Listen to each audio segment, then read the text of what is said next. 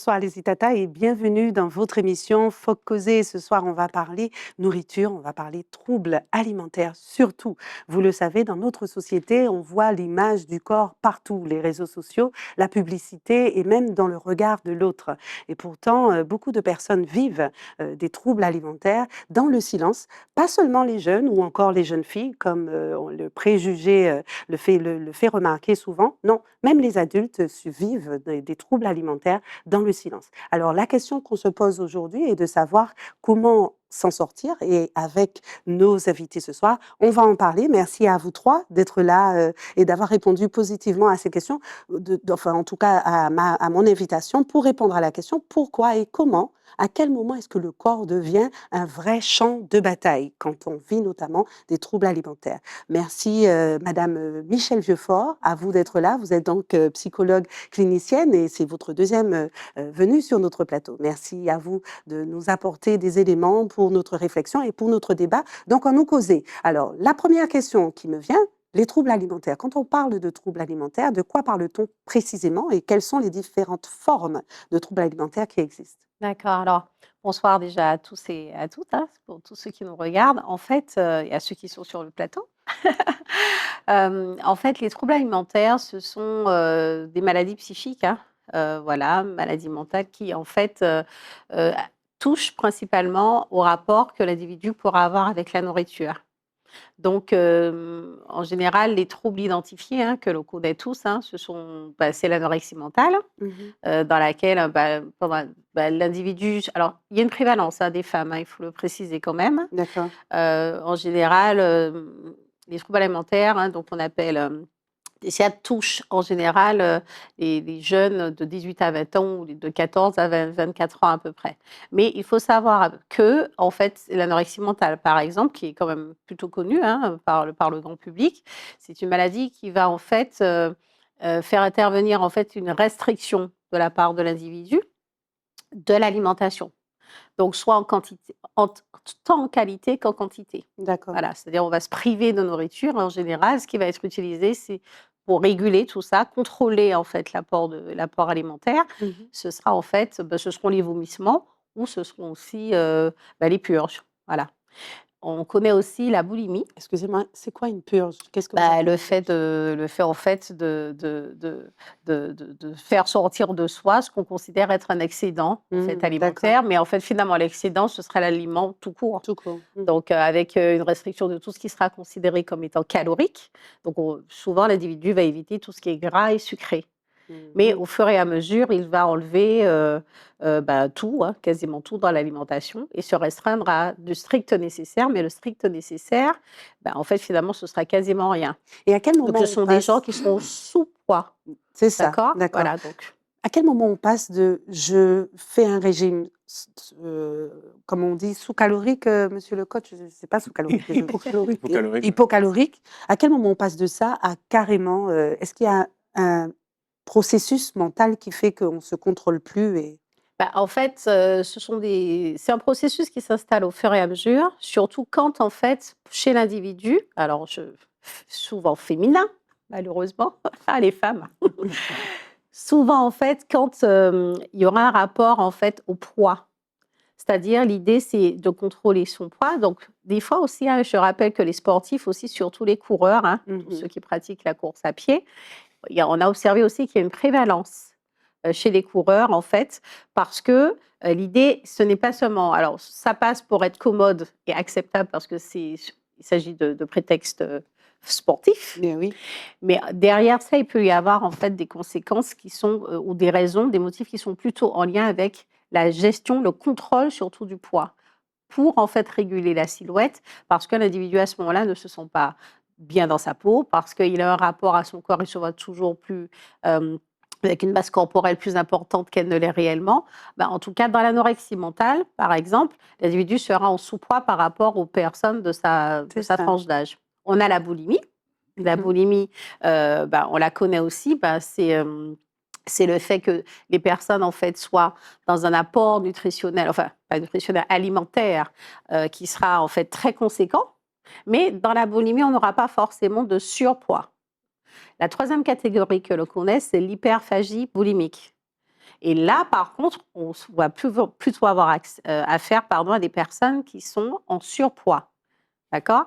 Dans tous ces cas-là, et à ce moment-là, dans l'hyperphagie donc boulimique, il n'y aura pas forcément de recours aux purges ou en fait, au vomissement. D'accord. Par contre, dans la boulimie et dans l'anorexie mentale, l'individu aura recours à ces stratégies-là. Ce sont des stratégies pour contrôler la nourriture.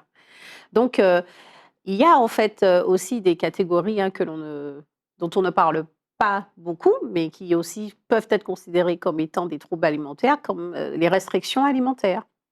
On va considérer, ce sera admis que comme on a trop mangé le matin, trop mangé à midi, qu'on va éviter de manger le soir, ou on va considérer en fait qu'on a trop mangé de tel aliment, je sais pas, en journée, et que du coup, même si on a faim, on va se priver de nourriture bien qu'ayant faim.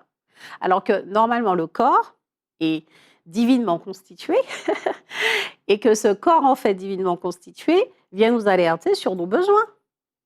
Et donc, en fait, ces troubles-là, on va peut-être en parler, mais ils viennent de plusieurs causes. Mais quoi qu'il en soit, les 3 classifications dont on parle le plus souvent sont celles que je viens de décrire. Voilà. D'accord. Donc, c'est vraiment tout ce qui est en lien avec le rapport à la nourriture, en restriction ou en ingestion, mais c'est toujours dans le cadre d'un contrôle. D'un contrôle, Donc, parfait. c'est pathologique. Absolument. D'accord, merci et vous nous expliquerez justement les déclics, comment s'en sortir. Est-ce qu'il y a moyen de s'en sortir dans un instant? Merci à vous. On passe à côté de vous à monsieur Robert Bonda. Bonsoir monsieur Bonda. Merci à vous d'être là. Vous êtes nutritionniste. Oui, docteur en nutrition et alimentation. Docteur en nutrition et en alimentation. Alors, d'un point de vue nutritionnel, après avoir écouté ce qu'a dit Madame Vieux-Fort à vos côtés, qu'est-ce qui se passe dans le corps d'une personne qui souffre d'un trouble alimentaire?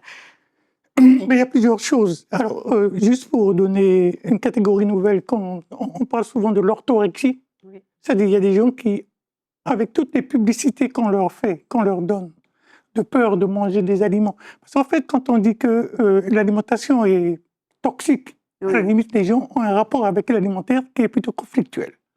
Donc, il y en a qui arrivent à se dire... Je vois cette jeune femme-là on lui a donné un poulet à manger. Comme elle a peur de manger la graisse, elle a tellement éliminé la graisse qu'à la fin, il ne lui restait plus grand-chose à manger. Donc, tout ce qui est gras lui fait peur. Donc, en fait, il y a l'orthorexie qui complète la gamme. Qu'est-ce qui se passe dans le corps? Alors, il y a ceux aussi qui deviennent boulimiques par manque de vitamines. Ça, on n'y pense pas toujours. C'est-à-dire qu'il y a des gens qui demandent du sucre, qui disent « mon corps me demande du sucre » et qui se mettent à manger beaucoup de produits sucrés. Je leur dis souvent, est-ce que vous avez pensé à vérifier si votre taux de vitamine B1 est normal? Parce qu'il faut la vitamine B pour utiliser le sucre. Donc, je peux bouffer du sucre à longueur de journée et comme le corps ne sait pas comment l'utiliser, ce sucre ne sert à rien et il continue à me demander du sucre. Donc, on rentre dans une boulimie infernale. Donc, alors, qu'est-ce qui se passe dans le corps? La privation amène des carences, amène des mal-être. Et quand je parle de carence, ça va jusqu'à de l'anxiété. Le taux de cortisol qui augmente, vous voyez, si vous parlez, le taux d'adrénaline qui augmente, surtout si on ne mange pas correctement et on tombe en hypoglycémie. Et l'hypoglycémie demande la production d'adrénaline et de cortisol pour essayer de faire la néoglycogénèse, c'est-à-dire pour créer du sucre. Donc en fait, le corps n'est pas bon. Et ce que je dis aux gens souvent, je dis, la première chose, c'est faire la paix avec soi, en nutrition. Bon, dans l'âme, je laisse ça au pasteur, mais la paix biologique.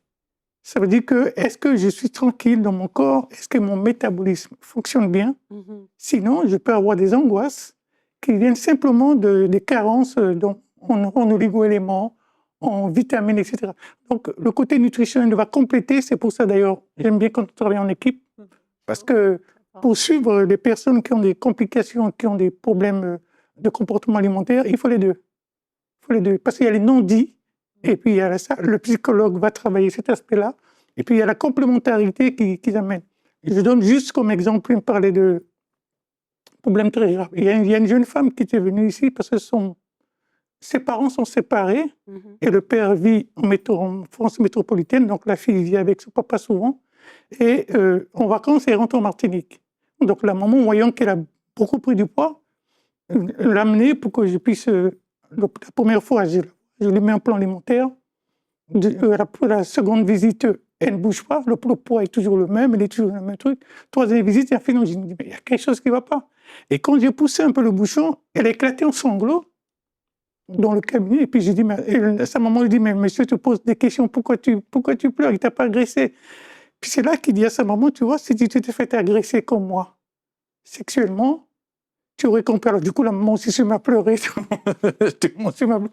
Parce que pour se rendre laide, pas désirable, elle mangeait. Mais en plus, ce qui m'a vraiment fait mal, c'est qu'elle faisait des gâteaux. Mais pour ne pas qu'on voie qu'elle faisait un gâteau, elle faisait la pâte et elle mangeait à la cuillère comme une crème. Pour se déformer. C'est-à-dire jusqu'où ça peut aller. Comme vous demandez tout à l'heure, qu'est-ce que ça fait à l'intérieur de la personne, ce mal-être peut se traduire par vraiment une situation. Et après avoir pleuré, après avoir avoué à sa maman, après avoir dit à sa maman ce qui s'est passé, et 2 semaines après, Elle a fondu. elle a fondu. Donc, l'impact que cela peut avoir au point de vue biologique, en partant de psychologique peut-être, mais ça va rejaillir sur le biologique, c'est immense. Et il y a beaucoup de Il y a gens une vraie en corrélation. silence, souffrent. Et malheureusement, s'ils n'ont pas quelqu'un de confiance à qui parler, c'est là peut-être qu'il y a des coachs. C'est ça, c'est exactement. Merci, Monsieur Bonda, pour la transition. On se tourne vers notre coach. Bonsoir à vous. Alors, je m'y retrouve dans mes fiches, Monsieur Rohan Zéphir. Alors, avant de parler en votre qualité de coach, vous êtes là avec une superbe belle écharpe. Alors, dites-nous ce qu'elle représente déjà. Et merci d'être là, Monsieur Rohan Zéphir. Merci beaucoup. Alors, je représente Mister Beauty International Martinique. Donc, je fais partie de ce concours. On est 5 candidats. Donc, on va se représenter le 18 avril.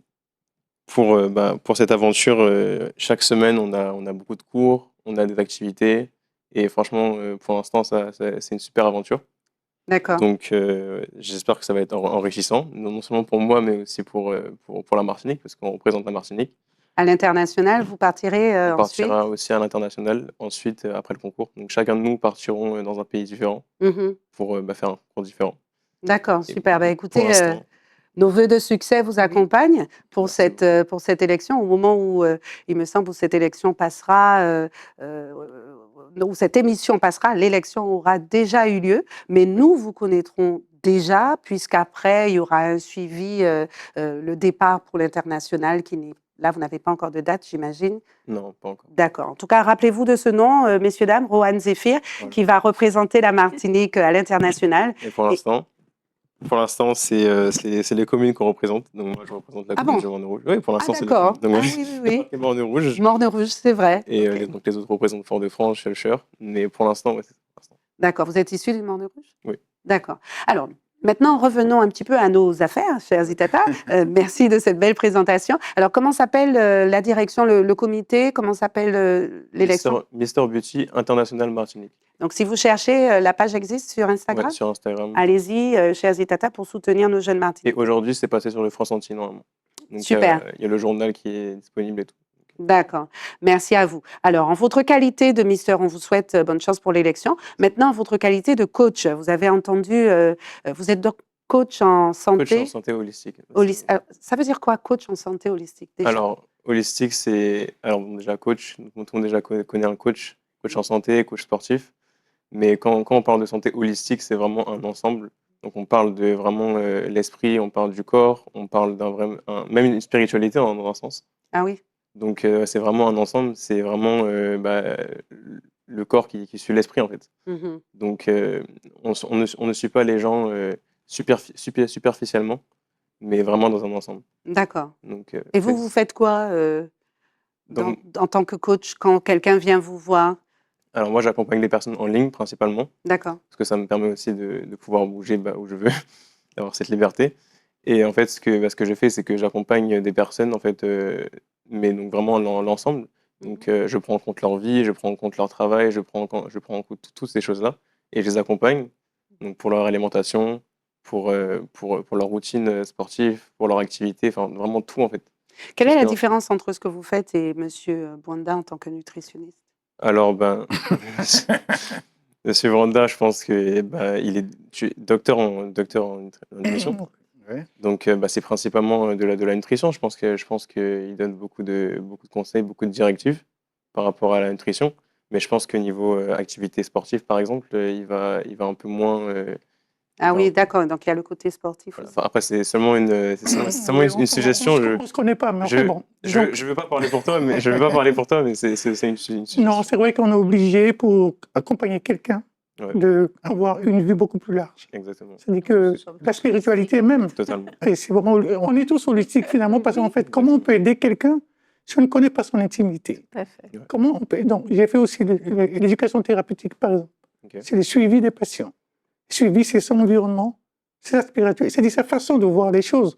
Je vais l'accompagner. Je veux partir de là où il est pour remonter avec lui, pour essayer de le faire tomber. Bon, effectivement, je ne suis pas sur les réseaux sociaux en tant que coach en ligne, mais le travail, c'est le même. Enfin, bon, Oui, bien sûr. moi, je suis content de voir Juan en face de moi. Je dis qu'il doit y avoir une catégorie de jeunes qui sont peut-être plus attirés par ceci, mais il y a d'autres personnes qui ont fait la même chose pratiquement, Ouais. avec Madame avec Vieux-Fort. des publics différents.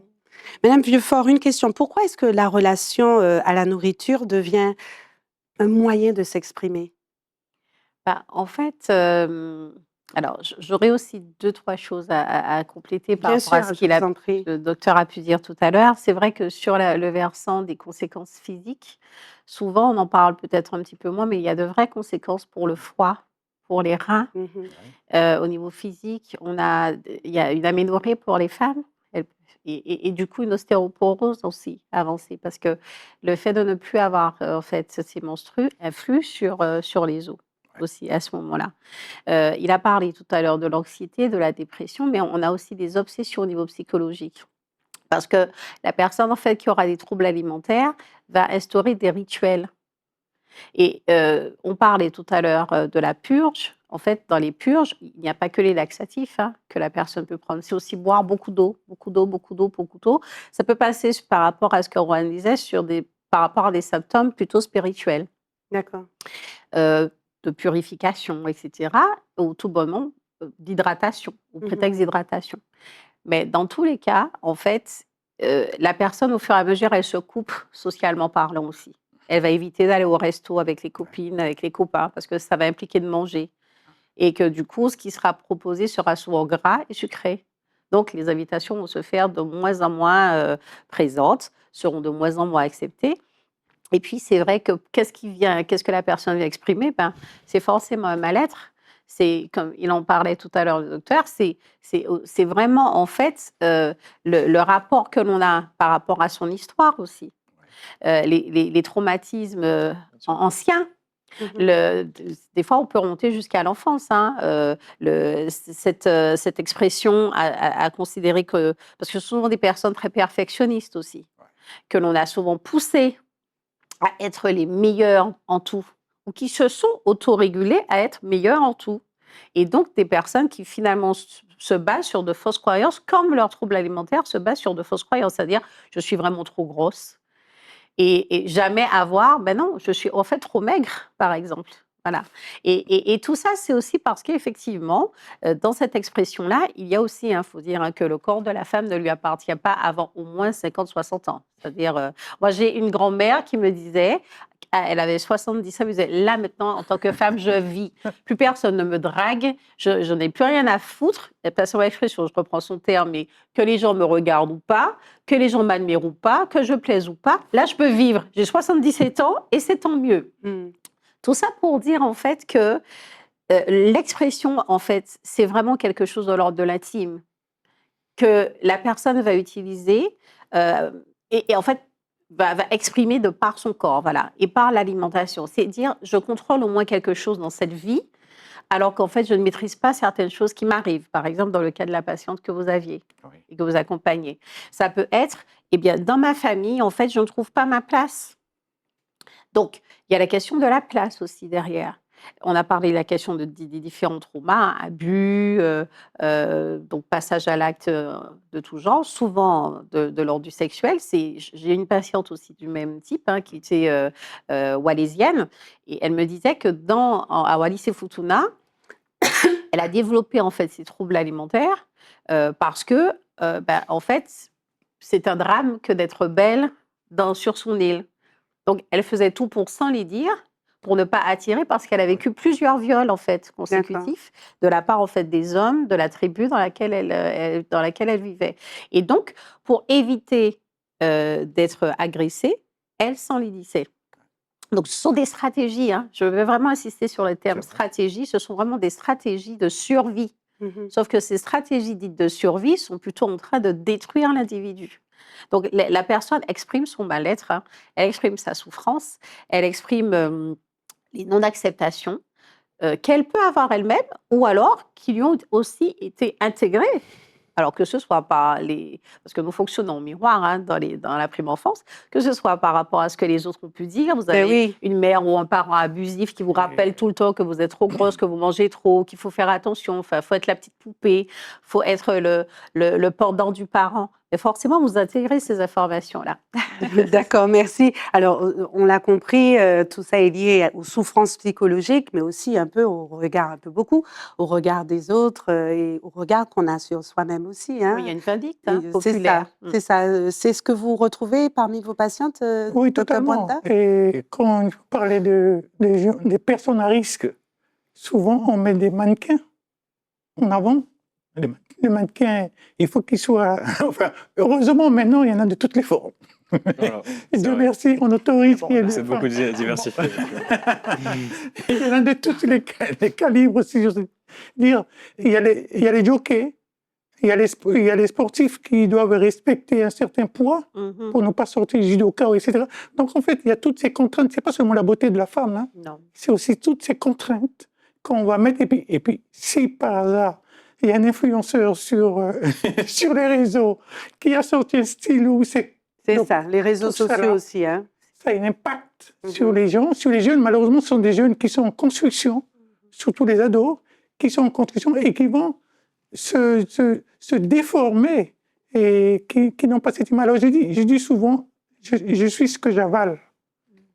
Ce que j'avale, il y a la nourriture, mais il y a aussi les idées. Donc, la contrainte est aussi au niveau des idées. La spiritualité ou pas, spiritualité laïque ou religieuse, enfin bref, quelle que soit l'image que les gens ont d'eux-mêmes, comment ils se sentent dans la société, va avoir beaucoup d'impact. Et quand je vois certaines religions qui vont prôner telle façon de manger pour être là, ça joue beaucoup. Et nous sommes en plein là-dedans et les parents doivent être au courant pour faire comme ils peuvent. Je dis bien comme ils peuvent. On n'y arrive pas toujours. On n'y arrive pas toujours. On n'est pas toujours au courant non plus de cette souffrance-là, parce que bien maquillée, comme on a dit, bien maquillée, la personne va dire « j'aime pas ». Non, c'est pas que... Enfin, derrière le « j'aime pas » là, il faut pousser un peu plus loin. Et c'est le travail que je fais aussi des fois, on dit « j'aime pas ». Pourquoi tu manges pas ça? J'aime pas. Ah, t'aimes pas? Ok. Pourquoi tu n'aimes pas? Mais il faut vraiment être encore... Là, il faut être en corps à corps avec les gens, souvent pour les voir dévoiler un peu de leur... et puis pouvoir les aider, parce qu'on aura compris qu'il a besoin d'aide, c'est un cri de détresse, mais qui se dit même, qui se crie pas, qu'on n'entend même pas. On parlait de silence tout à l'heure. Le silence est très important. C'est ça. Dites-moi, Monsieur Zéphyr, avec les personnes en tant que coach de santé, à quel moment vous faites la différence entre quelqu'un qui dit faire attention à son poids, notamment, faire attention à ce qu'il mange, et quand il passe de l'autre côté de la barrière où ça commence à devenir dangereux? Ok. Alors moi, ma vision sur les troubles alimentaires, c'est qu'il y a forcément des causes. Donc comme ils ont dit, il y a beaucoup d'émotionnel. Oui. Donc ça part souvent de là. Mais c'est vrai que troubles alimentaires, ça part aussi d'une mauvaise alimentation. Faut aussi le dire que ce qu'on mange aujourd'hui, il y a plus aucun nutriment. Et ce qui pousse les gens à manger plus, mais pas forcément se nourrir plus. Parce que en fait, se manger plus, ça veut pas forcément avoir plus de nutriments. Donc on peut manger au final à l'infini et pas avoir les besoins que notre corps nous demande en fait. Parce qu'on a certains besoins, que ce soit en glucides, en graisses, en protéines. Enfin, il y a beaucoup de choses à avoir dans sa nutrition. Et dans ce qu'on mange aujourd'hui, il y a plus grand-chose, quoi. Donc, McDo, etc., sans les citer. oui, bon, les fast-food, toutes ces choses-là, même ce qui n'est pas fast-food, considéré comme fast-food, les produits aujourd'hui n'ont plus énormément de nutriments. Donc, déjà, avoir une bonne alimentation, ça peut régler une grande partie des troubles alimentaires. Parce qu'en fait, c'est ça que notre corps nous demande. C'est ces nutriments, c'est cette énergie en fait, qui nous manque. Donc, ces gens vont aller indulger dans des choses qui sont hyper caloriques, voilà, quoi, des fast-foods, des choses qui ne sont pas forcément. D'accord. Et comment vous arrivez à convaincre les personnes qui font appel à vous Ah, à s'en sortir? je ne, Non, je ne vous n'y arrivez pas? je ne Vous convainc ne personne. convainc- D'accord. C'est eux qui viennent. En fait, c'est eux qui sont intéressés. Non, pas à venir vers vous, mais Ok. à mieux manger. Ok, à mieux J'avais manger. peut-être pas fini ma question. Comment vous réussissez à les convaincre à manger mieux? Est-ce que vous y arrivez? Est-ce qu'on retombe dans les travers? Ok. Eh ben, déjà, les gens, quand les gens entendent manger sainement, souvent, ils pensent à de la nourriture un peu blend, un peu genre des choses pas bonnes, quoi. Mais c'est tout l'inverse, parce qu'au final, la vraie nourriture, c'est ça qu'il y a de meilleur. Les fruits, c'est super bon. Enfin, les patates, enfin, je suis borné rouge. Chachine. Les patates douces, les dashins, tout ça, c'est super bon. Tu manges ça avec de la viande, du poisson, des œufs. Enfin, il y a vraiment beaucoup de choses à manger. Et quand on regarde ce qu'on a en Martinique, par exemple, ben, il y a beaucoup de bons aliments, en fait. Mhm. Donc, il ne faut pas passer à côté de ça. Il y a plein de couleurs. C'est Mais vous, en tant que mister en plus et coach, quel regard vous portez sur cette pression sociale du corps parfait? Alors, j'ai pas spécialement de pression sur le corps Non, pas parfait. vous, mais la pression que subissent ces personnes. Ok, ok. Eh ben, c'est justement l'exemple que je veux montrer. Mhm. Que ben, c'est pas forcément avoir un corps parfait, en fait, ça Ah, vous êtes n'existe un pas. mauvais exemple pour ça, hein. Permettez-moi de le dire. D'accord. Sinon, Non, mais, vous seriez pas présenté à Miss Beauty. oui, non, mais un corps qui est en forme, ça veut aussi dire un corps en bonne santé. Mhm. Donc, c'est aussi ça Tout à fait, que je très veux bien. montrer. C'est pas, le but, c'est pas de dire aux gens qu'être en surpoids, sans être en bonne santé. C'est pas la réalité. D'accord. C'est ça. Non, c'est très C'est la même intéressant. question, le regard sur comment vous aidez, vous, en tant que psychologue, Madame Vieux-Fort, les personnes qui viennent avec cette pression sociale, je ne suis pas assez belle, je ne suis pas assez forte, je ne suis pas assez mince, etc. hein, le Bah, regard sur déjà, ça. en général, les personnes qui viennent à nous, moi, je pense que vous serez d'accord, hein, messieurs, c'est que on n'a plus à les convaincre, parce que Mhm. déjà, quand ces personnes franchissent en fait la porte, alors, dans le cas, l'écran, mais en tout cas, viennent à nous, ce sont des personnes qui ont déjà une forme de prise de conscience. D'accord. Donc, c'est pourquoi je vais revenir sur le terme convaincre. Parce qu'en fait, on ne convainc de rien, d'en convaincre qu'il y a con aussi. Et c'est vrai, Dis et donc. clairement. Non, mais c'est vrai. C'est-à-dire que ça pourrait être le con avec espagnol, avec l'autre. Mais Mhm. des fois, c'est très en bêtise et en sottise. Et soit je dis qu'en fait, l'idée, c'est de vaincre plutôt que de convaincre. C'est-à-dire que la personne vient vaincre quelque chose, une peur, vient surmonter un trauma, etc. Et c'est pourquoi je parle de ce terme-là, parce que, moi, je dis ça parce que j'observe que tous les termes qui commencent par con quelque chose, souvent, c'est beaucoup en... C'est négatif, c'est péjoratif. Des fois. Et donc, du coup, je le dis parce que il est vrai que les personnes en fait qui viennent à nous, donc je vais reprendre, sont des personnes qui sont déjà dans une dynamique de changement. Mhm. Il leur manque en fait de l'étayage, de la compréhension aussi, mais du sens aussi. Mais ce sont déjà des personnes qui veulent retrouver leur vie, se retrouver ou se trouver tout court. Voilà. Et donc l'idée, c'est de les accompagner parce que je reste convaincue, en tant que thérapeute holistique et psychologue, que l'individu, alors moi je travaille beaucoup avec le spirituel, hein, comme Rohan, comme vous aussi, et que l'individu reste son propre expert.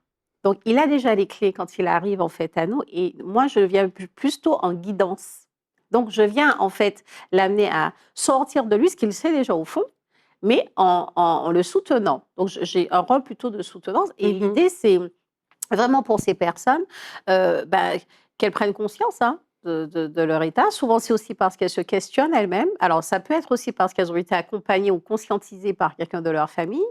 Il y a une patiente qui disait que c'est quand elle a vu les photos d'elle, alors en état d'anorexie mentale, hein, des photos d'elle en fait à l'âge de 9 ans, alors qu'elle en avait 25, elle s'est rendue compte qu'elle faisait le même poids et que ça l'a alertée.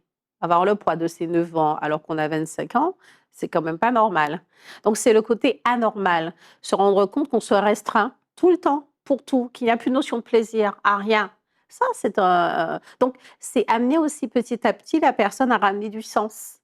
D'accord. Du sens, en fait, à ses process, du sens à ses stratégies, du Mmh. sens à ses pensées, de Oui. faire réorganiser un petit peu tout ça et après lui proposer des outils. Et dans le panel des outils qui seront proposés, c'est un petit peu dans Hunger Games, hein, moi j'aime beaucoup le cinéma, c'est on vient choisir les éléments qui vont faire qu'on va sortir vainqueur de son histoire, en fait. Et c'est ça. D'accord. Merci. Dites-moi, docteur Bwanda, quels sont les signaux d'alerte qui devraient alerter l'entourage, les parents? Mais il y a beaucoup. Attendez, juste un point, je rebondis sur le mot outil. Parce qu'en fait, c'est vrai que quand les gens viennent, il faut les aider.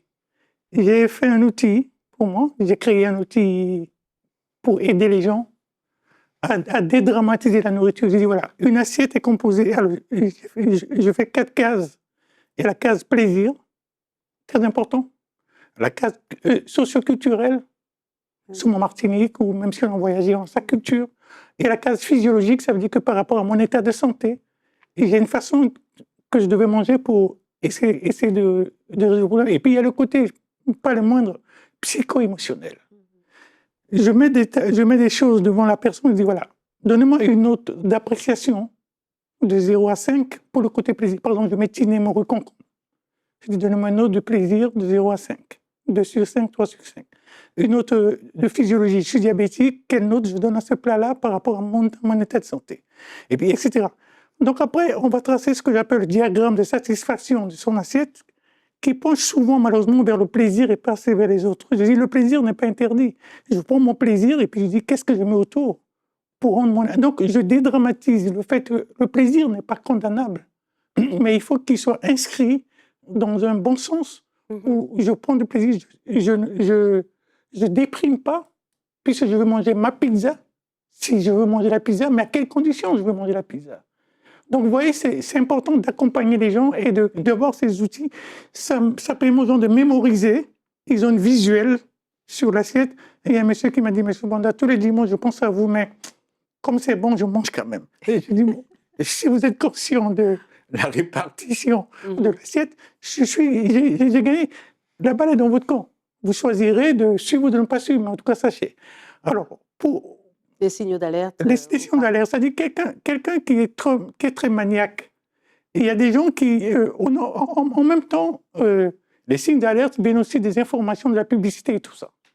Quand je vois des gens qui viennent, qui me disent que, par exemple, un truc simple, je ne mange plus du pain parce qu'il y a du gluten dedans. Je dis, mais qui vous a dit que vous faites une intolérance au gluten? Donc, il y a une spécialisation, c'est-à-dire les gens vont éloigner beaucoup de choses, mais en même temps, sous la pression de tout ce qu'on entend, il y a une cacophonie telle que les gens ne savent même plus quoi penser, et ça les perturbe. Non seulement ça leur amène des troubles de comportement, mais l'information est perturbante par rapport à tout ça. Et la personne, je vais essayer de dédramatiser, de lui parler du rôle de chaque élément. Je dis, il n'y a rien qui remplace les légumes parce qu'il y a les fibres, il y a tout ça, il y a les polyphénols, enfin bref. Et tout ce qui rentre dans la composition pour donner la santé holistique à la personne. Et j'essaie de l'accompagner et de dédramatiser. Surtout, il faut dédramatiser. Il n'y a rien d'absolu. Je leur dis, il n'y a rien d'absolu. Donc, n'ayez pas peur. Si vous avez quelques grammes de plus, n'ayez pas peur. C'est pas facile, mais c'est le travail qu'on doit faire, enfin que je fais. Super, merci pour ça. Je me tourne vers vous. La question est par rapport au coaching, hein. Quel message vous transmettez aux gens quand ils viennent? Alors, ce sera le même message à chaque fois. C'est vraiment en fait retrouver ce drive. Je n'aurais pas d'autres mots pour le dire en français, mais c'est vraiment cette énergie en fait qu'on a tous à l'intérieur de nous et qu'on perd en fait avec ce monde moderne. Donc avec toutes ces choses-là, tous les facteurs qu'on a à retrouver cette énergie avec l'alimentation, avec un mode de vie qui est naturel. Et pour rejoindre la conversation, je suis en fait avoir une base sur son mode de vie, c'est vraiment important parce que ça, effectivement, ça nous permet de profiter de certaines choses après. Quand on a une certaine base, donc c'est-à-dire qu'on est déjà en bonne santé, on a déjà une bonne alimentation et on apprécie déjà toutes ces choses-là, donc c'est vraiment notre mode de vie en fait. Mmh. Et donc après, on peut se permettre d'avoir quelques écarts parce que aujourd'hui, c'est un peu difficile d'éviter toutes ces choses-là. Mais si on a cette base-là, en fait, bah, ça nous protège de toutes ces choses-là, quoi. Et là où je veux en venir aussi, Allez-y. c'est donc les aliments. En fait, il y a énormément de nutriments à avoir, comme par exemple les nutriments qui se trouvent dans les graisses, particulièrement. Donc la vitamine A, la vitamine E, la vitamine D, la vitamine E, la vitamine K, qui deviennent très très rares aujourd'hui et qui posent beaucoup de problèmes parce qu'elles sont nécessaires pour nos cheveux, pour nos dents, pour nos os, pour tout notre bon fonctionnement du corps, en fait, Oui. pour nos hormones aussi. Donc, avoir toutes ces choses-là, eh ben, c'est vraiment important. Vous Puis là confirmez, n'est-ce pas? Totalement. Oui. Totalement, c'est vrai. Bon alors, une relation saine avec la nourriture, ça ressemble à quoi pour vous? On sort du cadre du trouble alimentaire, on va positiver un La peu, hein? première question, c'est de demander pourquoi on mange. D'accord. Moi, c'est celle que je pose à tout le monde. Pourquoi mangez-vous? Pourquoi mange-t-on? Pourquoi est-ce que...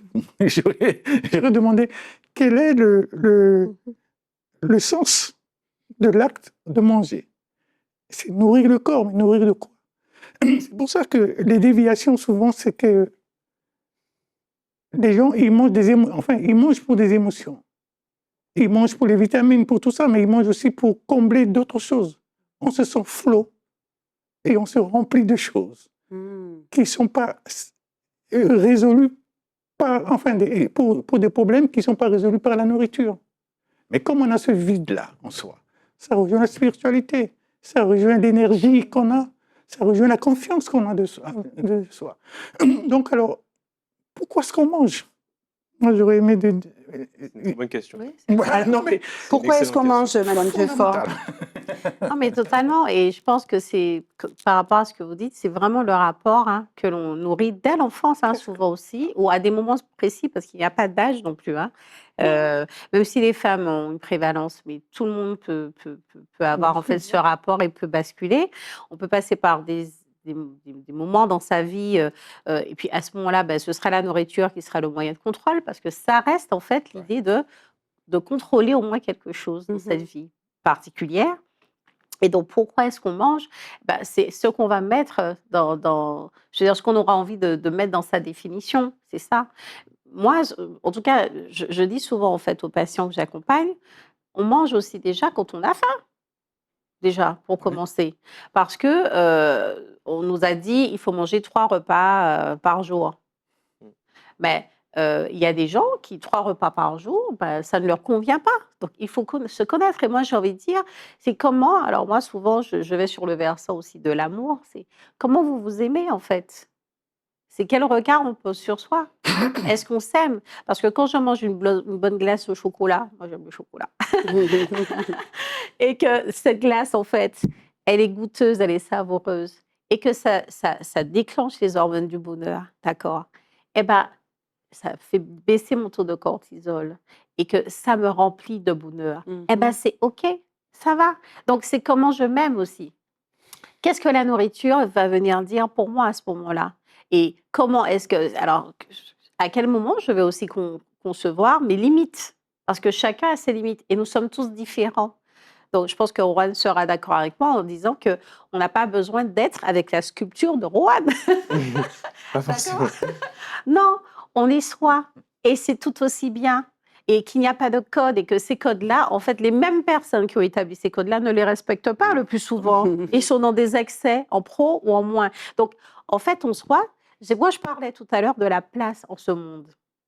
C'est quelle place je viens occuper et quelle place je veux occuper. Quelle part du gâteau, en fait, je veux avoir dans ce monde. Donc moi, souvent, c'est l'expression de l'amour, c'est comment je m'aime. Ça va me renseigner sur, voilà, toutes ces restrictions, sur comment la personne s'aime, en fait. Quel regard elle pose sur elle, comment est-ce qu'elle se voit, quel rapport à son image elle a.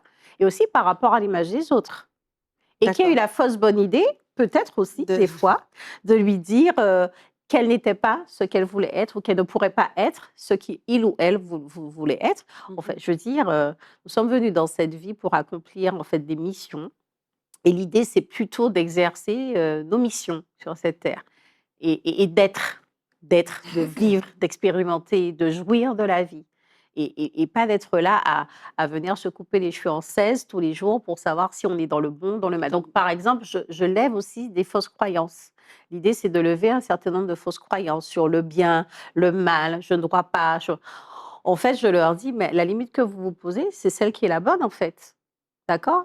Et il y a certaines personnes, ils auront besoin de se poser une limite très proche, d'autres auront besoin d'un enclos plus large. C'est OK, dès lors que je me respecte. Donc, il y a la notion de respect aussi. Comment D'accord. je me respecte, comment je m'aime, comment je me respecte, toutes ces Ces questions-là questions. sont évoquées. Est-ce qu'il y a dans vos pratiques à chacun un profil particulier de personnes qui subissent, qui vivent un trouble alimentaire? Est-ce qu'il y a un profil, vous disiez qu'il y a une prévalence de femmes, par Oui. exemple, mais un profil, une classe sociale ou une tranche d'âge? Pour rejoindre ce que tu disais au début, Mm. c'est vraiment des personnes qui sont intéressées déjà enfin, qui sont déjà dans cette transition, qui sont déjà dans ce début de changement, qui vont vouloir ces choses-là, en fait. Ça veut dire que tout le monde peut être, On peut basculer à n'importe Tout le quel monde, moment. exactement. Parce que c'est une question de contrôle. Donc, à partir du moment où on a le sentiment que tout nous échappe et qu'on sent que tout ce qui nous reste à pouvoir contrôler, c'est la nourriture, parce que c'est vrai, on peut faire le choix de manger, de ne pas manger. On peut faire le choix en fait de se nourrir en fait avec des aliments, comme tu le disais, suffisamment nutritifs, Ouais. parce qu'à ce moment, l'alimentaire vient juste à une fonction de remplissage. Et pas une fonction ni de plaisir, ni de bien envers soi, ni de bon envers soi, ni d'apport en nutriments, ni en rien. C'est pourquoi je comprends la question, en fait. Oui, Elle est importante, ça vient tout dire, en fait.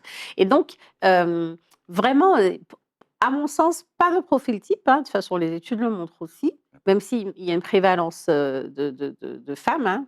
Mais malgré tout, on a vu aussi qu'il y a une tranche d'âge où on n'est plus sujet à, parce C'est que comme laquelle? on le disait, ça reste l'adolescence, c'est-à-dire il y a deux phases. Parce qu'on n'a pas parlé de l'anorexie, enfin en tout cas des troubles alimentaires chez les enfants. Il y en a aussi, et ils passent en fait parce qu'on se dit, oh, ils sont en pleine croissance, donc ils vont trouver leur rythme, mais quitter de chômage là, enfin voilà, vous voyez ce que je veux dire?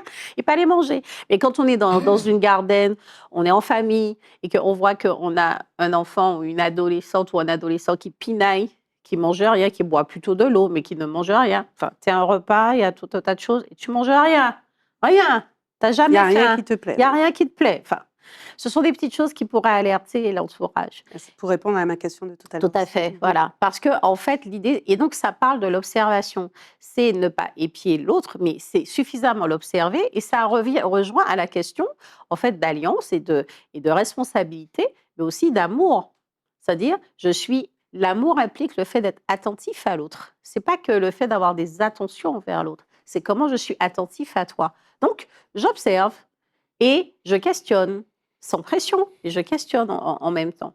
Donc, tout ça pour dire que ça touche tous les milieux sociaux. Bon, il y a un humoriste qui disait que de toutes les façons, dans les pays dans lesquels la nourriture est un petit peu plus rare, il voit mal qu'il y ait de l'anorexie et de la boulimie. Parce que clairement, alors il a dit de façon cocasse, mais il n'y a déjà rien. Donc j'ai envie de dire, Oui. je pense que ces populations-là, donc peut-être qu'on pourrait quand même parler des versions un peu plus occidentales de ces c'est rapports-là. vrai que ce sont des rapports. Moi, j'ai dit, je suis centrafricain. Oui. Je dis, je ne connais pas quelqu'un qui me dit, je veux bouder la nourriture. Oui, mais, quand il y a à manger, on mange. Quand il y a pas... Et c'est vrai qu'il y a l'impact de la société Oui. qui va jouer aussi. Le En Afrique, regard c'est pas pareil. Oui. qu'il y a, c'est pas du tout la même chose. Donc, le transfert de culture, la vision du monde, le regard de l'autre, c'est pas du tout la même chose. C'est ça. Donc, la Martinique évolue d'une certaine manière. Avant, on avait des cultures, on avait une culture, on avait des traditions. Avec la mondialisation, tout ça a explosé. Et si on pouvait retrouver notre âme et manger vraiment. Tout à fait. Les problèmes sont arrivés en fait quand on a commencé à avoir le choix en fait, le choix de ce qu'on peut manger.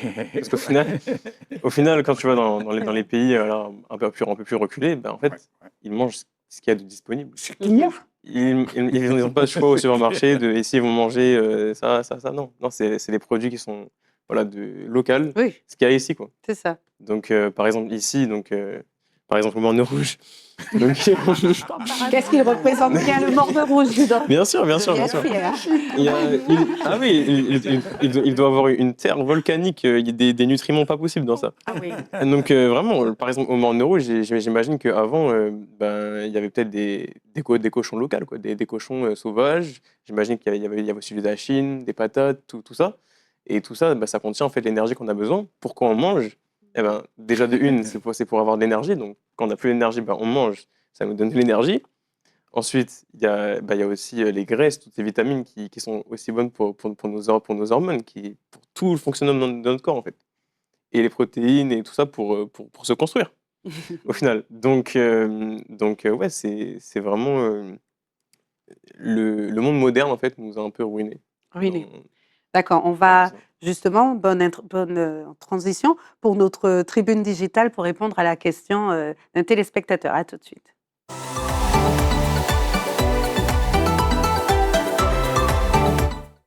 Alors, le téléspectateur en question pose la question suivante. Peut-on apprendre à manger avec plaisir sans culpabilité? Oui, Bien sûr, totalement, bien sûr. bien sûr. Oui, totalement. C'est la raison de mon carré dont j'ai parlé tout à l'heure. C'est ça. C'est-à-dire qu'on prend le plaisir. J'ai dit que le plaisir n'est pas dramatique. Si je mange avec plaisir, mon corps va bien digérer, il va bien assimiler. Même avant même de manger, je profite déjà. Et je parle même aux gens de l'effet placebo. C'est-à-dire, si je mange et que je suis convaincu que ce produit va me faire du bien, même si c'est des herbes amères, comme manger dans le calalou, ça va me faire du bien. Donc, il faut qu'il y ait du plaisir, il faut mettre du plaisir au centre de ma vie, Mais s'aimer. c'est ça, mais quand j'ai lu cette question, si vous voulez, la question qui m'est venue à moi, c'est pourquoi parler de culpabilité quand on mange? Ça, c'est intéressant. J'aimerais, Madame Vieux-Fort, en tant que psychologue, pourquoi est-ce que quelqu'un qui mange ressentirait de la culpabilité? C'est par rapport à ce que l'on a évoqué tout à l'heure, c'est par rapport au rapport qui a été développé avec la nourriture, qu'il soit induit ou qu'il soit en fait intrinsèque. C'est-à-dire que si dans la famille, le rapport à la nourriture, il est très restrictif dès le départ, parce qu'il ne faut pas que l'individu grossisse de trop, en fait, la personne va considérer que tout au long de son développement, que la nourriture est en soi mauvaise et qu'il faut toujours la contrôler. Si en fait, par contre, il y a des personnes qui considèrent que la nourriture peut venir comme une sorte de forteresse. C'est vécu dans la famille comme étant en fait l'expression dans laquelle on va venir déposer ses frustrations, ça va pas, donc on va manger. Et ben du coup, là, nous sommes dans des schémas transgénérationnels aussi. C'est ça. Et la dame qui simplement veut perdre 15 kilos parce qu'elle se sent un petit peu trop forte et qui met en place un régime restrictif, et elle pose cette question de culpabilité. Est-ce qu'il y a des moments où on peut lever le pied en se disant, bon allez, vous parliez du monsieur, votre patient qui mange le dimanche et qui pense à vous, dans cette notion de plaisir.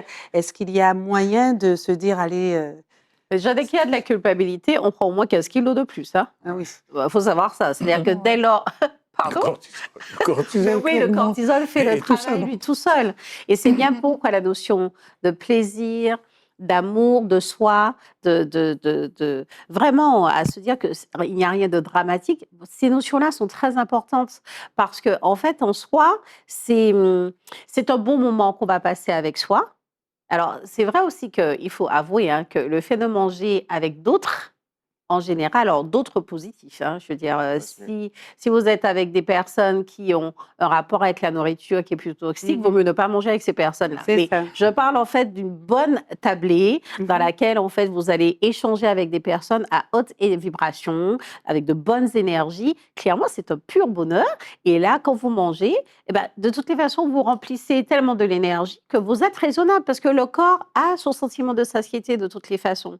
Donc, D'accord. il n'y a pas de crainte à se dire « j'ai trop mangé ». Déjà, le trop, pour moi, à mon sens, n'a rien à faire dans une phrase avec le fait de manger. On a suffisamment mangé, peut-être, pour, en fait, se fortifier, pour gagner en énergie, pour pouvoir gagner en vitamines, pour gagner en plaisir. Mais depuis quand on mange trop? Vous voyez ce que je veux dire? Et pour cette personne qui veut perdre du poids, cette personne-là, si elle le fait pour des questions de maintien en forme, c'est OK. Mais si ça vient pour répondre à des critères qui seraient autres que ceux qu'elle a établis, ça ne va pas. Ça ne va pas alors. Il nous reste 2 minutes d'émission, donc ce sera déjà, n'est-ce pas? Ça passe vite. Donc ma dernière question sera la suivante à chacun de vous trois. Si vous aviez un conseil à donner à nos Itata qui sont concernés par cette question pour que leur corps cesse d'être un champ de bataille, ce serait quoi? Une règle ou un conseil? Alors, ne vous prenez pas la tête. Vraiment, enlevez tout ce qu'il y a dans votre tête. Il y a tellement d'informations en fait qu'on sait plus quoi écouter. Mais déjà, se réhabituer aux vrais aliments. On peut prendre du plaisir en mangeant des vrais aliments. Oui, c'est possible. Et donc c'est vraiment et ça vient aussi des parents souvent ce qu'on nous inculque. Donc ça rejoint ce que tu disais. Donc mais c'est vrai que se détacher de tout ça, c'est hyper important. Et vraiment de fermer les oreilles sur toutes les informations qu'il y a et de vraiment manger ce que notre corps nous demande. D'arrêter de regarder les Mais, réseaux sociaux. Voilà, aussi, ouais, aussi. Ou Mais alors les c'est positifs. voilà, mais c'est aussi important d'écouter son corps, parce que quand il est en bonne santé, bah, votre corps en fait vous demande vraiment ce qu'il a besoin. Voilà, merci beaucoup à vous, Rohan Zéphir, d'être venu et puis encore tous nos vœux de succès. Dites-nous. Mais moi, je dis simplement à mes clients, je dis, voilà, mettez-vous devant un miroir. Regardez-vous, dites à votre corps, je t'aime, tu m'aimes, on fait la paix. Et le corps va dire, tu m'aimes. Si tu m'aimes, voilà ce dont j'ai besoin. Et parce que les gens savent généralement ce dont ils ont besoin. Mais ils trichent.